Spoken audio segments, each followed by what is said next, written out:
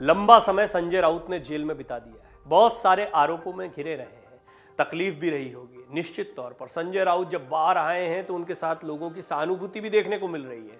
वो नहीं चाहते सहानुभूति कम हो, वो नहीं चाहते हैं कि जेल से बाहर निकलने के बाद उनसे जो उम्मीदें लगा रखी हैं शिव सैनिकों ने उसमें कमी आए, लिहाजा कुछ बड़ा सोचकर चल रहे हैं संजय राउत। लेकिन क्या क्या इमीडिएट कदम उठा सकते हैं और किस तरीके से वो प्रधानमंत्री से मुलाकात की बात कह रहे हैं, किस मकसद से, ये सारी बातें इस रिपोर्ट में जानते हैं। पात्रा चावल घोटाले के मामले में मुंबई के ऑर्थर रोड जेल से शिवसेना नेता संजय राउत रिहा हो गए हैं। 103 दिन तक वो जेल में रहे हैं और इसके बाद संजय राउत का शिव सैनिकों ने जोरदार स्वागत किया। संजय राउत का स्वागत न सिर्फ ठाकरे गुट के कार्यकर्ताओं ने किया बल्कि एनसीपी और कांग्रेस की ओर से भी पूरे उल्लास से उनका स्वागत हुआ। रिपोर्ट में हम आपको बताएंगे कि राउत ने क्यों कहा कि मैं दिल्ली जाकर पीएम मोदी से मिलूंगा। इस दौरान फडणवीस को लेकर उन्होंने क्या कुछ कहा, लेकिन उससे पहले जान लीजिए कि जेल से बाहर निकलते ही राउत ने क्या क्या किया।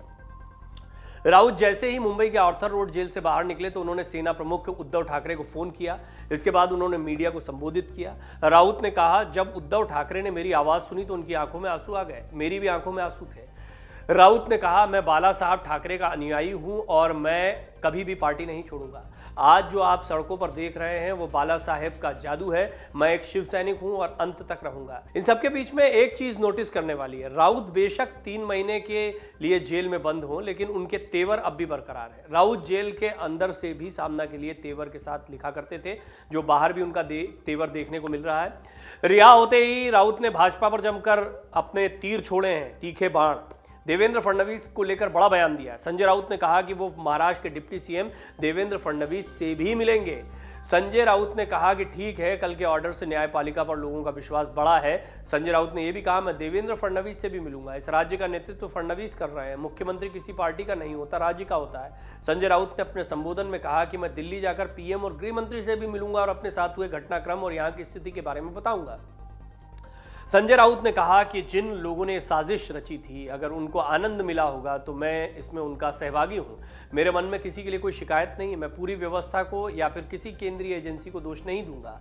महाराष्ट्र में नई सरकार बनी है। उन्होंने कहा कि सरकार ने कुछ निर्णय अच्छे लिए हैं, मैं उनका स्वागत करूंगा। मैं आज उद्धव ठाकरे और शरद पवार से मिलूंगा। कुछ दिनों में राज्य के उप मुख्यमंत्री देवेंद्र फडणवीस से भी मुलाकात करूंगा। मैं दिल्ली में जाकर प्रधानमंत्री और गृह मंत्री से भी मुलाकात करूंगा। आपको बता दें कि पीएमएलए कोर्ट ने बुधवार को शिवसेना के सांसद संजय राउत को मनी लॉन्ड्रिंग मामले में जमानत दे दी।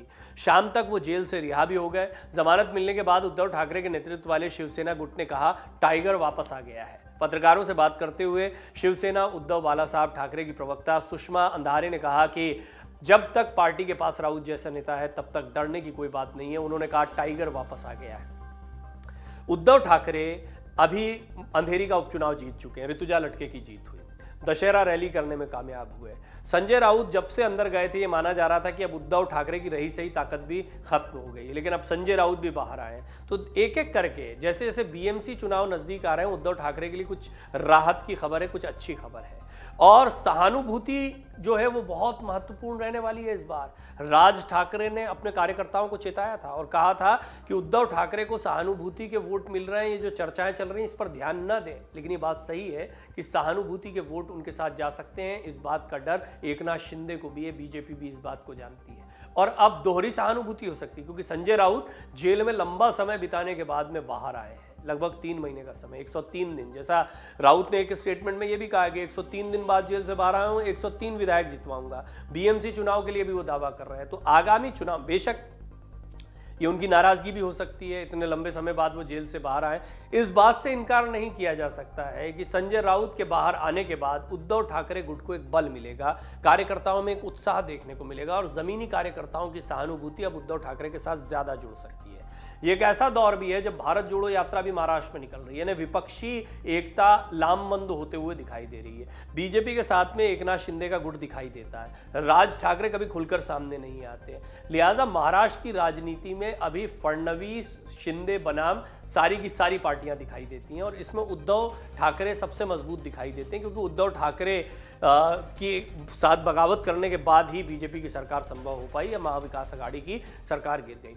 ऋतुजा लटके का चुनाव हो या अन्य मुद्दे हो, एनसीपी कांग्रेस उद्धव ठाकरे के साथ दिखाई देती है और उद्धव ठाकरे भी परोक्ष अपरोक्ष रूप से लगातार महाविकास आघाड़ी के अपने दूसरे साथियों का समर्थन करते रहते हैं। जिस तरीके से राहुल गांधी का उन्होंने समर्थन किया, आदित्य ठाकरे बहुत मुमकिन है उनकी यात्रा में शामिल होते दिखाई दें, लेकिन संजय राउत एक बहुत बड़ा चेहरा है। उद्धव ठाकरे और शरद पवार स्वास्थ्य कारणों से शायद यात्रा में शामिल ना हो, लेकिन मुलाकातें हो सकती हैं, एक मंच साझा कर सकते हैं। संजय राउत एक ऐसी शख्सियत है जिनको जेल से बाहर निकलने के बाद एक बड़ा संदेश देना है, तो वो यात्रा में आएंगे नहीं आएंगे एक बड़ा सवाल है। इस सब के बीच में उन्होंने एक बात तो स्पष्ट कर दी है कि मैं प्रधानमंत्री मोदी और गृह मंत्री अमित शाह से भी मुलाकात करूंगा और महाराष्ट्र के उप मुख्यमंत्री देवेंद्र फडणवीस से भी मिलूंगा।